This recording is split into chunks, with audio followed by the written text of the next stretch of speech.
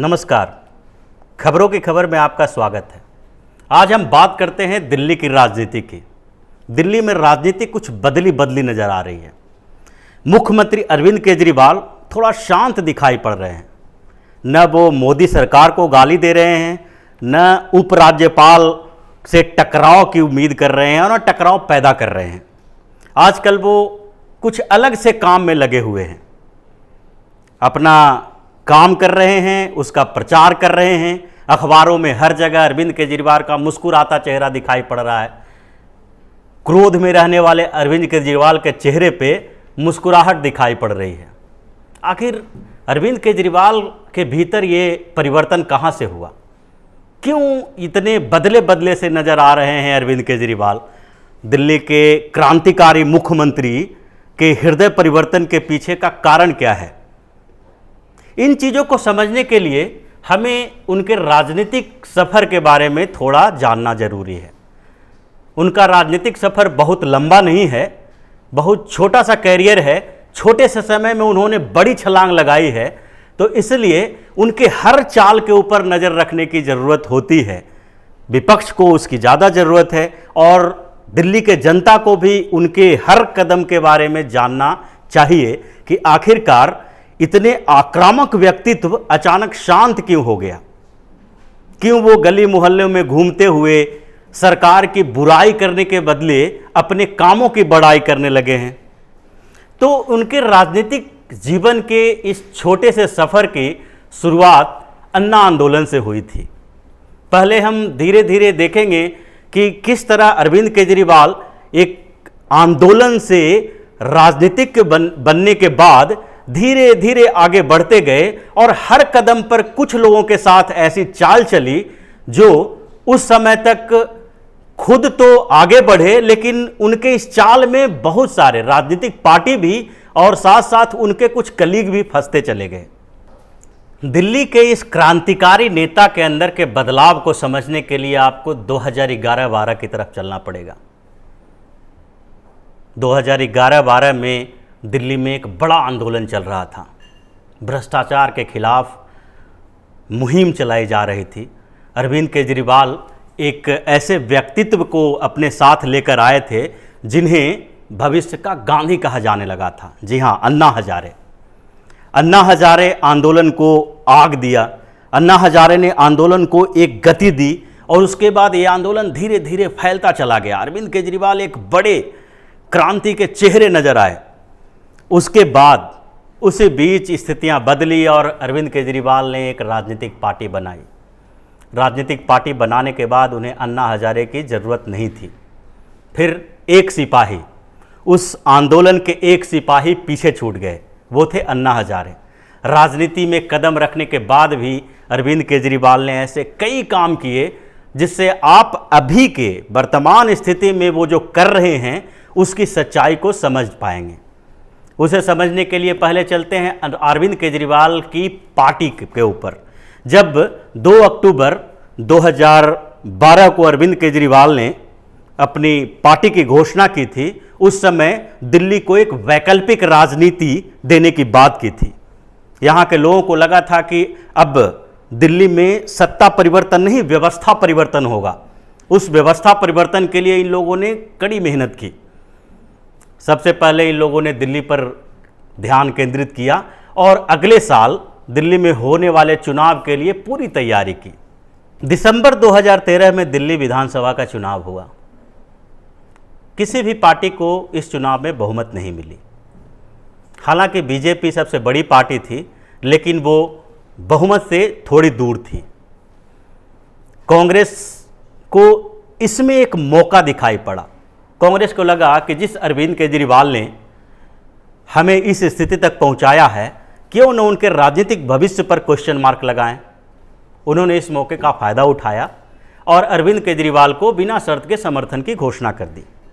अरविंद केजरीवाल मुख्यमंत्री बनने के लिए इतने आतुर थे कि उन्हें कांग्रेस के उस प्लान का पता नहीं चल पाया। आनन फानन में उन्होंने कांग्रेस से समर्थन ले लिया। लेकिन जब सरकार चलाना शुरू किया, जब वो मुख्यमंत्री बन गए, उसके बाद धीरे धीरे उनको इसकी योजना का पता लगना शुरू हुआ। उन्हें लगा कि कांग्रेस तो हमारे साथ कॉन्स्पिरेसी कर रही है। अगर हम इसी तरह कांग्रेस के समर्थन से सरकार चलाते रहे तो ऐसी स्थिति में हम दिल्ली के जनता की नज़रों में गिर जाएंगे। और सबसे बड़ी बात यह थी कि उसके कुछ समय बाद ही अगले साल लोकसभा का चुनाव होने वाला था। 2014 में अरविंद केजरीवाल को ये बात समझते हुए बहुत ज़्यादा दिन नहीं लगा और केवल 49 दिनों तक सरकार चलाने के बाद उन्होंने इस्तीफा दे दिया। उन्हें लगा कि कांग्रेस जो कॉन्स्पिरेसी मेरे साथ कर रही है उसका जवाब देने का ये सही तरीका है। अगर जिस कांग्रेस के समर्थन से हम सरकार चला रहे हैं उसी के खिलाफ लोकसभा चुनाव लड़ते हैं तो जनता हमें माफ नहीं करेगी। दोनों की योजनाएं अपने अपने स्तर पर सही थी। कांग्रेस ने अपनी चाल चली, अरविंद केजरीवाल ने अपनी चाल। लेकिन अरविंद केजरीवाल का ये चाल 2014 के लोकसभा चुनाव में सक्सेस नहीं हो पाया, वो सफल नहीं हो पाए। उन्होंने कोशिश तो बहुत की, लेकिन 2014 के लोकसभा चुनाव में मोदी लहर पर सवार भारतीय जनता पार्टी दिल्ली की 7 में से 7 सीटों पर जीत हासिल कर ली। इसके बाद अरविंद केजरीवाल की रणनीति बदल गया, उनकी आक्रामकता थोड़ी कम हुई और फिर जब बीजेपी के पास दिल्ली विधानसभा की 31 सीटें थी तो उन्हें लगने लगा कि दिल्ली विधानसभा में बीजेपी अपनी सरकार बना सकती है। ऐसी स्थिति में अरविंद केजरीवाल ने अपनी रणनीति बदली और फिर से पलटा मारा। वो कांग्रेस नेताओं से मेल जोल करने लगे, कांग्रेस से समर्थन मांगने लगे। उनको लगा कि किसी तरह से अगर कांग्रेस समर्थन कर देती है फिर से तो अगले 3-4 सालों तक हमारी सत्ता बरकरार रहेगी। लेकिन कांग्रेस भी उनकी चाल को समझ चुकी थी और उन लोगों ने किसी भी स्तर पर उन्हें समर्थन देने के लिए तैयार नहीं हुए। 2014 के लोकसभा चुनाव में हार के बाद अरविंद केजरीवाल मुख्यमंत्री बनने की फिर से कोशिश की, लेकिन सफल नहीं हुए और फिर जनता और कार्यकर्ता के बीच जाना शुरू किया। इन्हें लगा कि हमने भूल कर दी है, 49 दिन में हमें इस्तीफा नहीं देना चाहिए था। ऐसा महसूस किया गया कि फिर से हमें उन बातों को भुला के आगे की रणनीति बनानी चाहिए और फिर इन लोगों ने दिल्ली के लोगों का भरोसा जीतने की कोशिश जारी कर दी।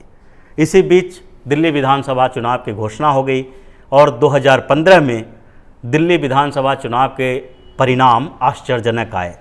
आम आदमी पार्टी को ऐतिहासिक जीत हासिल हुई। शायद दिल्ली की जनता को लगा होगा कि इस बीच अरविंद केजरीवाल को कोई काम करने का मौका नहीं मिला, इसलिए उन्होंने 49 दिन में इस्तीफा दे दिया और वो इसके लिए हमसे माफ़ी भी मांग रहे हैं। तो ऐसी स्थिति में दिल्ली के लोगों को अरविंद केजरीवाल की पूरी चाल समझ में नहीं आई थी, जिसके कारण उन्होंने पूरी तरह से उनके ऊपर भरोसा दिखाया और 70 में से 67 सीटें जीतकर आम आदमी पार्टी ने एक इतिहास रच दिया। अरविंद केजरीवाल थोड़े ज़्यादा अहंकारी हो गए। उनको लगने लगा कि अभी अगर हम आम आदमी पार्टी के ऊपर पूरी तरह से वर्चस्व स्थापित करना है तो इसके लिए हमें अंदर के लोगों को, अंदर के उन लोगों को जिसका व्यक्तित्व हमारे ऊपर हावी हो सकता है, जो हमारे लिए भविष्य में खतरा पैदा कर सकते हैं, उनको दरकिनार करना पड़ेगा। अरविंद केजरीवाल के इस मुहिम के शिकार हुए प्रशांत भूषण, योगेंद्र यादव, बाद में कुमार विश्वास, आशीष खेतान, आशुतोष, ऐसे लोग धीरे धीरे आम आदमी पार्टी से अलग कर दिए गए। दिल्ली के मुख्यमंत्री बनने के बाद जो अहंकार उनके सर पर सवार था उसका परिणाम समय समय पर देखने को मिला। वो लगातार प्रधानमंत्री नरेंद्र मोदी के ऊपर हमले करते रहे। उन्हें ऐसे शब्दों का उनके लिए इस्तेमाल किया जिसको यहाँ बताना भी ठीक नहीं है। इस बीच अरविंद केजरीवाल जो 4 साल के आसपास उनका जो शासन रहा दिल्ली में, जो दिल्ली में उनकी पार्टी की सरकार रही, उस बीच उन्होंने किया क्या? उन्होंने ये पूरे 4 साल में सबसे बड़ा काम जो किया वो था केंद्र सरकार के साथ टकराव, उपराज्यपाल के साथ टकराव। वो हमेशा इस बात को लेके लोगों के पास जाते रहे कि केंद्र सरकार उन्हें काम करने नहीं दे रही है। भले ही ये उनके एडवर्टाइजमेंट में इसका विरोधाभास देखने को मिलता था। वो बार बार ये कहते कि केंद्र सरकार उन्हें काम करने नहीं देती है, लेकिन हर जगह प्रचार के समय अखबारों में, पोस्टर में वो हमेशा कहते रहे आप रोकते रहे, हम काम करते रहे। यानी कि हमें काम करने दिया जा रहा था, लेकिन आप रोकने में नाकाम रह गए। अगर केंद्र सरकार रोकने में नाकाम रह गई तो फिर उसके ऊपर आरोप क्यों लगा रहे हैं आप? दूसरी तरह से इन्होंने उपराज्यपाल के ऊपर भी लगातार आरोप लगाया, इसके लिए कोर्ट भी गए, अपने अधिकारों की लड़ाई में सुप्रीम कोर्ट और हाई कोर्ट गए, लेकिन दोनों जगह उन्हें मुंह की खानी ही पड़ी। 2019 के लोकसभा चुनाव में उतरने के लिए अरविंद केजरीवाल को एक नया मुद्दा चाहिए था, क्योंकि पहले के सारे मुद्दे खारिज हो चुके थे। उन मुद्दों को खारिज होने की बात इसलिए कर रहे हैं क्योंकि इससे पहले जब 2017 में एमसीडी का चुनाव हुआ था तो उसमें अरविंद केजरीवाल को करारी हार का सामना करना पड़ा था। इन हारों से परेशान अरविंद केजरीवाल को लगा कि अब एक नया मुद्दा चाहिए, और वो मुद्दा इन्हें पूर्ण राज का दर्जा के रूप में मिला। इन्होंने पूरी जोर लगा दी पूर्ण राज के दर्जे की मांग को लोगों तक पहुंचाने के लिए। हर मंच पर इन्होंने दिल्ली को पूर्ण राज का दर्जा दिलाने की मांग की। इस बीच कांग्रेस के साथ भी गठबंधन की बात करते रहे, लेकिन उनका काम नहीं बना। कांग्रेस के साथ गठबंधन भी नहीं हुआ और इसी बीच लोकसभा का चुनाव संपन्न हो गया। परिणाम आए, अरविंद केजरीवाल की बोलती बंद हो गई। सीट तो उन्हें पहले भी नहीं मिली थी, इस बार भी नहीं मिली, लेकिन उनकी पार्टी की स्थिति बहुत कमज़ोर हो गई। दिल्ली के 7 लोकसभा सीटों में से सिर्फ 2 सीट पर ये दूसरे नंबर की पार्टी रहे, 5 सीटों पर कांग्रेस दूसरे नंबर की पार्टी रहे। अरविंद केजरीवाल का ये हार उन्हें बिल्कुल, उनको इससे शौक लग गया। उन्हें लगने लगा कि ये 4 सालों में जो हमने टकराव स्थापित किए, केंद्र सरकार के ऊपर आरोप लगाए, राज्यपाल को बताया, राज्यपाल को दिल्ली के विकास में बाधक बताया, दोनों के बीच के टकराव के कारण हमें काम नहीं करने दिया जा रहा है, ऐसा संदेश दिया, लेकिन फिर भी जनता इसके पक्ष में नहीं रही। तो आखिर अब करना क्या चाहिए? तो लोकसभा चुनाव में हार के बाद अरविंद केजरीवाल ने अपनी पूरी रणनीति बदल दी। ये जो आज शांति दिख रही है, अरविंद केजरीवाल के चेहरे पर मुस्कान दिख रहा है, कच्ची कॉलोनियों के पक्का करने के मुद्दे पे केंद्र सरकार के साथ सभी मांगे मानने का अरविंद केजरीवाल की जो स्वीकारोक्ति दिख रही है, वो उसी रणनीति का परिणाम है। आपको मालूम है कि दिल्ली में 5-6 महीने में विधानसभा का चुनाव होने वाला है, और उस विधानसभा के चुनाव के लिए अरविंद केजरीवाल आरोपों की राजनीति से दूर होना चाहते हैं। उन्हें लगता है कि आरोपों की राजनीति से दिल्ली की जनता हमें समर्थन नहीं देगी, क्योंकि एमसीडी के चुनाव में, लोकसभा के चुनाव में उन्होंने इसका परिणाम देख लिया है। वो समझ गए हैं कि अगर ऐसे ही आरोप लगाते रहे तो दिल्ली की कुर्सी भी हमारे हाथ से चली जाएगी। इसलिए उन्होंने चुप्पी साध ली, अपनी स्ट्रेटजी बदल दी। अब वो केंद्र सरकार के ऊपर आरोप नहीं लगा रहे हैं, केंद्र सरकार के साथ मिलकर आगे बढ़ने की बात कर रहे हैं।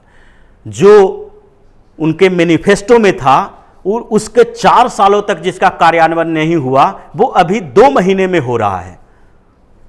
हर मोहल्ले में सीसीटीवी कैमरे लगाए जा रहे हैं, कच्ची कॉलोनियों को पक्का करने की बात की जा रही है, उसके लिए केंद्र सरकार के पास प्रस्ताव भेजे जा रहे हैं। और अगर केंद्र सरकार के तरफ से कुछ टिप्पणी भी की जाती है तो वो शांत रहते हैं। वो कहते हैं कि आपको जो मानना है वो मान लीजिए, जो नहीं मानना है वो ना माने, लेकिन किसी तरह से कच्ची कॉलोनियों को पक्का कर दें।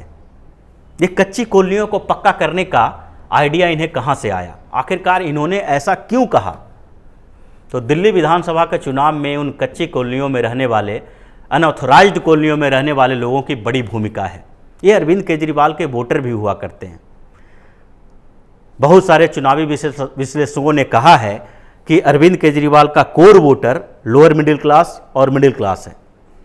झुग्गी झोपड़ी में रहने वाले लोगों के ऊपर अरविंद केजरीवाल की अच्छी छाप है, और ये करीब कच्ची कॉलोनियों में रहने वाले 60 लाख लोगों का एक वोट बैंक देख रहे हैं। इस बीच इसी के कारण वो केंद्र सरकार के साथ कोई भी टकराव नहीं करना चाहते हैं। उन्हें लगता है कि क्रेडिट तो आखिर हमें ही मिलना है, चाहे केंद्र सरकार इसके लिए कितना भी प्रयास कर ले। तो इन स्थितियों के बीच अरविंद केजरीवाल की ये शांति, अरविंद केजरीवाल की ये मुस्कुराहट, उनकी असली मुस्कुराहट है, असली शांति है, या उनका सातिराना अंदाज है, ये आप इतने चीज़ों में समझ चुके होंगे कि आखिर विधानसभा चुनाव के पहले अरविंद केजरीवाल की ये चुप्पी, ये शांति किसी न किसी तरह से एक नए तूफान की ओर इशारा कर रहा है कि वो जैसे शेर उछलने से पहले 2 कदम पीछे हटता है, तो अरविंद केजरीवाल भी इसी तरह से अपना 2 कदम पीछे हट चुके हैं, ताकि विधानसभा चुनाव के 2 महीने पहले फिर से छलांग लगा सकें और फिर से उनका वही रूप देखने को मिलेगा जो लोकसभा चुनाव के पहले दिखाई पड़ रहा था। खबरों की खबर में हम इसी तरह की खबरें लेकर आते रहेंगे। तब तक बने रहिए ओपिनियन पोस्ट इंटरनेट टीवी के साथ और हमारे प्रोग्राम के ऊपर अपनी प्रतिक्रिया जरूर दें, क्योंकि ये प्रतिक्रिया ही हमें बताती है कि आपको ये प्रोग्राम कैसा लगा। अगर उसमें कोई कमी रह गई है तो उसके बारे में भी हम आपके थ्रू ही जान पाएंगे।